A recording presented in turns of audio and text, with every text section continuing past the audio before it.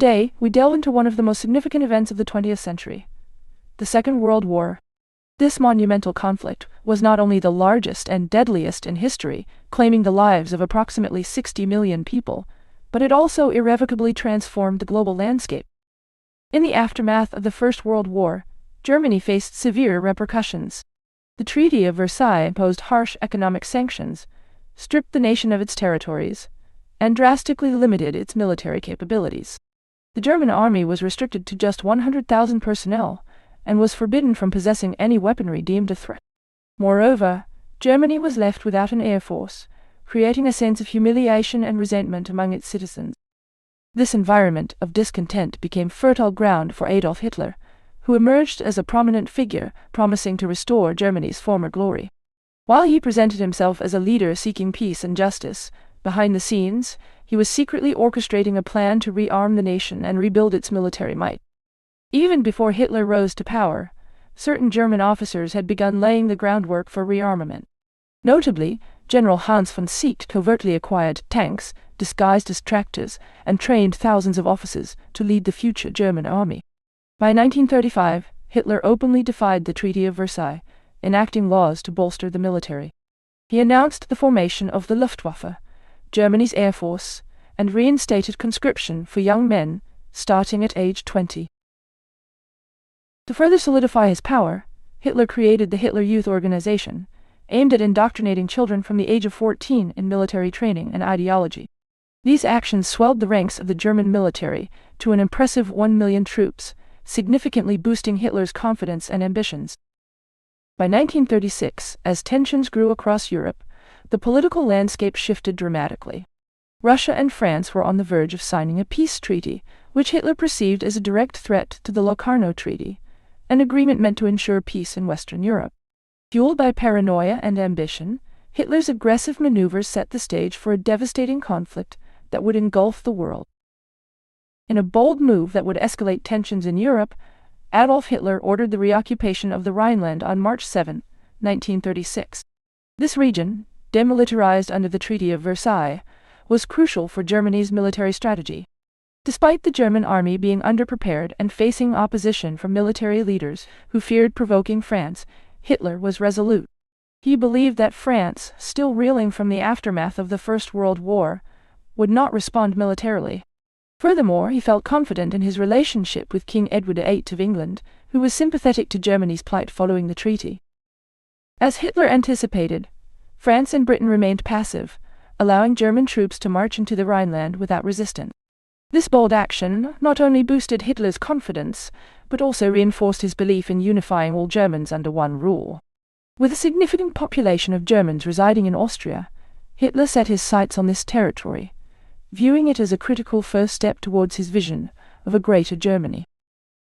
Hitler's initial attempt to unify Austria came in 1934, orchestrated by the Austrian Nazi Party, but it ended in failure with the assassination of the Austrian Chancellor, Engelbert Dollfuss. Nevertheless, Hitler remained undeterred. He recognized that consolidating power in Austria required ensuring that neighboring countries would not intervene. At that time, Italy posed a significant concern, ruled by Benito Mussolini, who initially viewed Hitler as a reckless fool. However, the geopolitical landscape shifted dramatically when Italy invaded Ethiopia in 1935, leading to its isolation. Seeking allies, Mussolini pivoted towards Germany and sent his foreign minister to Berlin to negotiate. A secret agreement was reached in 1937, wherein Italy would support Germany's ambitions in Austria, provided that Germany would not encroach on Italian borders. This alliance was solidified as Hitler promised Mussolini military support in the Mediterranean, in exchange for his backing in Europe. As the stage was set, Hitler needed a pretext to justify his invasion of Austria. In 1938, he hosted the Austrian Chancellor, Kurt Schuschnigg, in Berlin, where he assured him of peaceful intentions while secretly planning the annexation. Hitler orchestrated the release of Nazi Party members, who had been imprisoned after the failed coup in 1934, and initiated the unification of currency between Germany and Austria. To create the illusion of popular support, fabricated demonstrations were staged by Nazi sympathizers in Austria. Under the guise of restoring order, the Austrian Minister of the Interior requested Hitler's intervention to maintain security. Seizing this opportunity, Hitler ordered the invasion of Austria. Following the swift takeover, a referendum was held to legitimize the annexation, resulting in an astonishing 99% approval rate, a clear reflection of the regime's control and propaganda. After successfully annexing Austria, Hitler set his sights on his next target, Czechoslovakia, home to a significant population of ethnic Germans.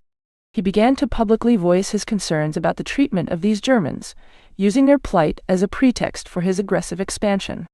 By late September 1938, tensions escalated as Hitler openly threatened military action against Czechoslovakia. In a bid to avert war, Italian dictator Benito Mussolini intervened, calling for a meeting in Munich on September 29, 1938. The conference brought together Hitler, Mussolini, British Prime Minister Neville Chamberlain, and French Prime Minister Édouard Daladier. To appease Hitler and avoid conflict, the leaders agreed to cede parts of Czechoslovakia to Germany, a decision that not only emboldened Hitler, but also significantly increased his popularity among the German populace. In fact, Time magazine named Hitler Person of the Year 1938, recognizing his ability to impose his will on European leaders. Just as he had done with Austria, Hitler summoned Czechoslovak President Edvard Beneš for a tense meeting. He issued an ultimatum: sign the surrender of Czechoslovakia or face invasion. With the weight of imminent military action hanging over him, Beneš had little choice. Shortly thereafter, German troops marched into Czechoslovakia, further solidifying Hitler's aggressive expansionist agenda. Hitler's next target was Poland, a nation with a sizable German minority. Strategically located, Poland also acted as a gateway to the Soviet Union, making it a crucial piece in Hitler's grand strategy. To execute this invasion, he relied on a military tactic known as blitzkrieg, or lightning war, which emphasized speed and surprise. This approach involved coordinated assaults by tanks to breach enemy lines, followed by infantry and artillery support, while air power targeted any defensive positions. Understanding the necessity of securing the Eastern Front, Hitler sought a non-aggression pact with the Soviet Union. On August 24, 1939, he dispatched his foreign minister to negotiate a treaty with Joseph Stalin. This agreement not only committed both nations to avoid conflict for 10 years, but also included a secret clause that ensured Stalin would not interfere in Hitler's plans for Poland. In exchange, the Soviets were granted a free hand to invade the Baltic states and parts of eastern Poland. To justify his aggression against Poland, Hitler orchestrated a staged attack involving prisoners dressed in Polish military uniforms, assaulting German facilities. The following day, he denounced this fabricated attack in a speech to the Reichstag, using it as a pretext for invasion. On September 1, 1939, Germany launched its invasion of Poland, marking the beginning of World War II. Just 2 days later, Britain and France declared war on Germany in response to the aggression. Within a month, Poland fell to the relentless German onslaught, with Germany annexing the Western territories and the Soviet Union taking the eastern regions under the guise of protecting its ethnic minority. Following the invasion of Poland, Adolf Hitler orchestrated a brutal campaign against the Polish population, leading to the assassination of hundreds of thousands and the arrest of influential figures.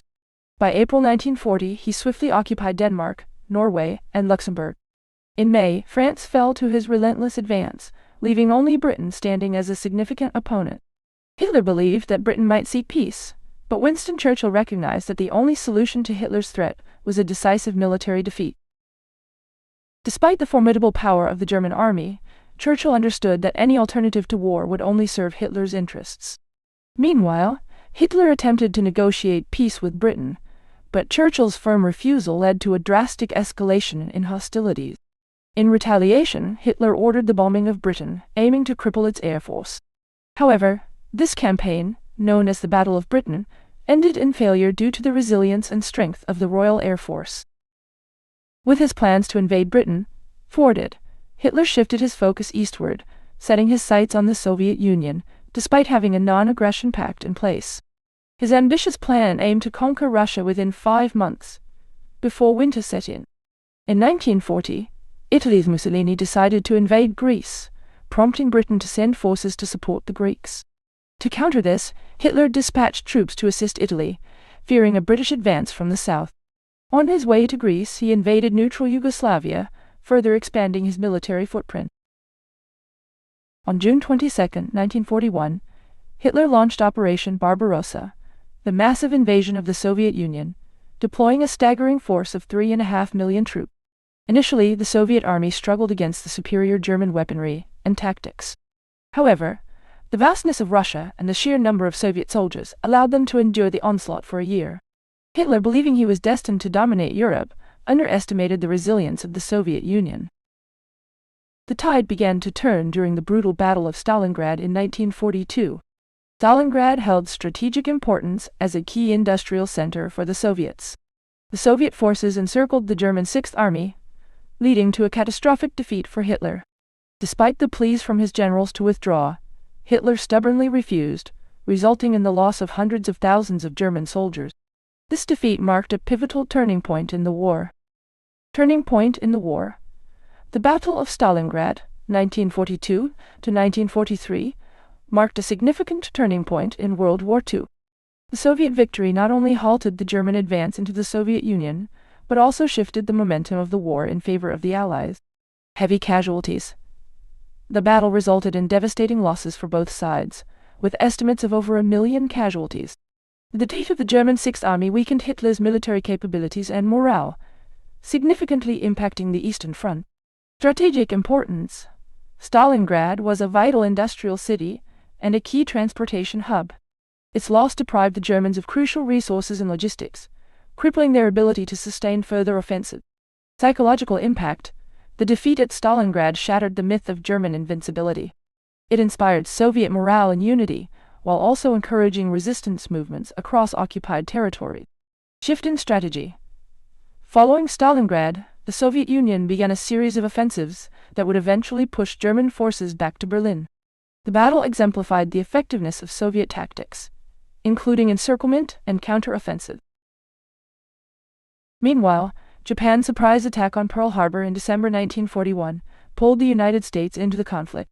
By 1943, the entry of American forces proved crucial for the Allies. They successfully overcame German U-boats in the Atlantic and defeated Axis forces in North Africa. The Allies then turned their attention to Italy, where Mussolini was ousted with the backing of King Victor Emmanuel III and subsequently assassinated. Italy withdrew from the war, depriving Hitler of a key ally and causing additional countries, such as Romania and Bulgaria, to reconsider their alliances. As the Allies gained momentum, the situation for Hitler grew increasingly dire. On June 6, 1944, known as D-Day, Allied forces launched a massive invasion on the beaches of Normandy, marking the beginning of the liberation of France simultaneously. Soviet forces were reclaiming territory in the east, tightening the noose around Germany. As defeat loomed, dissent grew within Germany. Several assassination attempts against Hitler were made, reflecting the rising discontent among his own rank. In his final days, he retreated to an underground bunker, isolated from the world above. As Allied troops closed in on Berlin, Hitler took his own life on April 30, 1945. In the wake of Hitler's death, the United States dropped atomic bombs on Hiroshima and Nagasaki, leading to Japan's surrender and effectively ending World War II. Germany was subsequently divided, marking the end of a devastating chapter in global history. The rise and fall of Hitler serve as a stark reminder of the catastrophic consequences of unchecked ambition and totalitarianism. The war reshaped the world, leaving behind lessons that continue to resonate today. Don't forget to like and subscribe.